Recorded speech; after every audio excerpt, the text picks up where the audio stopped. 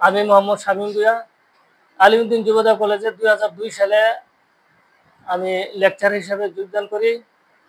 আমি 2025 সালে অক্টোবরে 2 তারিখ আমি এই আলিমউদ্দিন যুবদা কলেজে ভারপ্রাপ্ত অধ্যক্ষ হিসাবে যোগদান করি।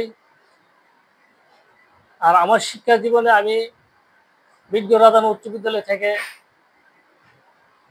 92-তে এসএসসি পাস করি এবং 94-এ ব্রাহ্মণবাড়িয়া সরকারি কলেজ থেকে এইচএসসি পাস করি। পরবর্তীতে জগন্নাথ থেকে আমি অনার্স মাস্টার্স ইসলামের ইতিহাস ও সংস্কৃতি বিষয়ে অনার্স মাস্টার্স কমপ্লিট করি। আমি এই কলেজে জয়েন করার পরে এই কলেজে কীভাবে আগানো যায় আমার ভিতরে একটা স্বপ্ন ছিল। ইনশাল্লাহ শিক্ষার মান বৃদ্ধি, শিক্ষাকে কীভাবে সকলের সহযোগিতা এগিয়ে নেওয়া যায়, আমি সকলের সহযোগিতা আপ্রাণ চেষ্টা করে দেব শিক্ষার মান উন্নয়নের জন্য। সকলের সহযোগিতা চাই।